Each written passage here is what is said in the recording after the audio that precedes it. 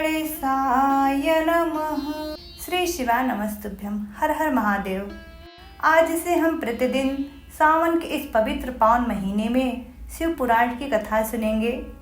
भगवान शिव के इस पुराण को सुनने मात्र से मनुष्य सब पापों से मुक्त हो जाता है तथा जीवन के बड़े बड़े उत्कृष्ट भोगों का उपभोग करके अंत में शिवलोक को प्राप्त कर लेता है। चलिए इस अमृत तुल्य कथा का रसपान करते हैं।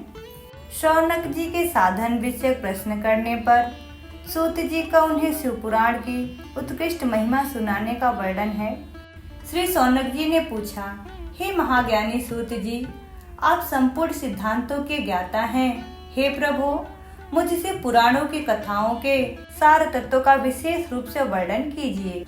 ज्ञान और वैराग्य सहित भक्ति से प्राप्त होने वाले विवेक की वृद्धि कैसे होती है तथा साधु पुरुष किस प्रकार अपने काम, क्रोध आदि मानसिक विकारों का निवारण करते हैं। इस घोर कलिकाल में जीव प्रायः असुर स्वभाव के हो गए हैं। उस जीव समुदाय को शुद्ध बनाने के लिए सर्वश्रेष्ठ उपाय क्या है? आप इस समय मुझे ऐसा कोई शाश्वत साधन बताइए जो कल्याणकारी वस्तुओं में भी सबसे उत्कृष्ट एवं परम मंगलकारी हो तथा पवित्र करने वाले उपायों में भी सर्वोत्तम पवित्र कारक उपाय हो।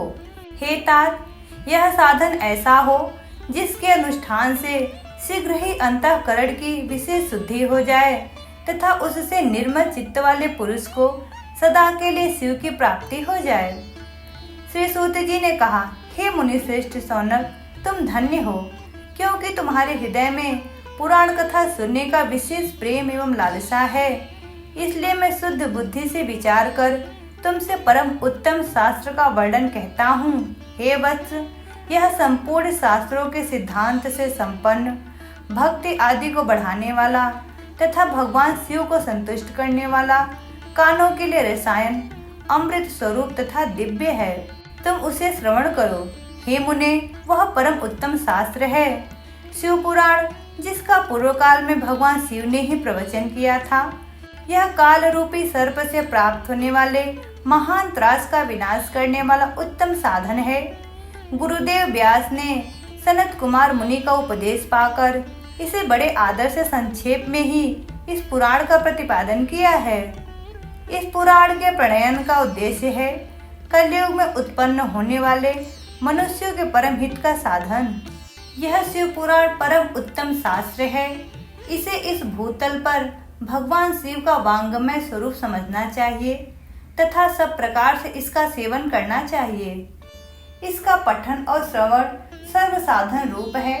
इसलिए संपूर्ण यत्न करके मनुष्यों ने पुराण को पढ़ने की इच्छा की है अथवा इसके अध्ययन को अभीष्ट साधन माना है।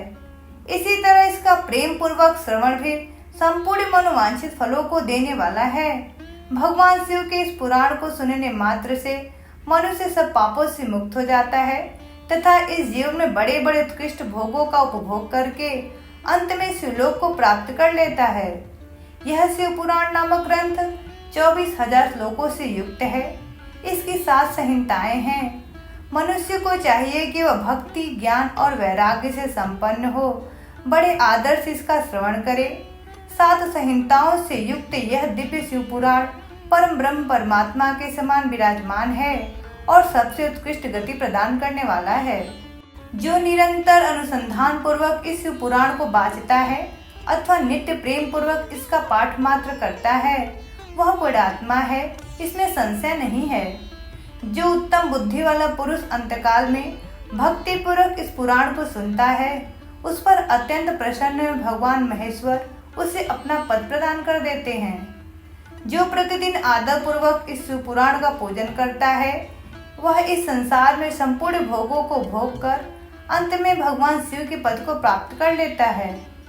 जो प्रतिदिन आलस्य रहित होकर रेशमी वस्त्र आदि के वेष्टन से इस शिव पुराण का सत्कार करता है, वह सदा सुखी होता है। यह शिव पुराण निर्मल तथा भगवान शिव का सर्वस्व है। जो इहलोक और परलोक में भी सुख चाहते हो, इसे आदर के साथ प्रयत्न पूर्वक इसका सेवन करना चाहिए।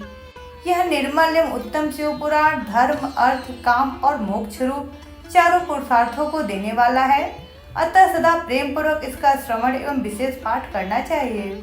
श्री शौनक जी ने कहा, हे महाभाग सूत जी, आप धन्य हैं, परमार्थ तत्व के ज्ञाता हैं। आपने कृपा करके हम लोगों को यह बड़ी अद्भुत एवं दिव्य कथा सुनाई है। भूतल पर इस कथा के समान कल्याण का सर्वश्रेष्ठ साधन दूसरा कोई नहीं है। यह बात हमने आज आपकी कृपा से निश्चय पूर्वक समझ ली।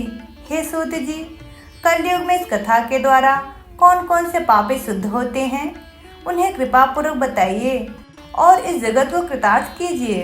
सूत जी बोले, हे मुनि, जो मनुष्य पापी, दुराचारी, खल तथा काम, क्रोध आदि में निरंतर डूबे रहते हैं, वे भी इस पुराण के श्रवण पठन से अवश्य ही शुद्ध हो जाते हैं।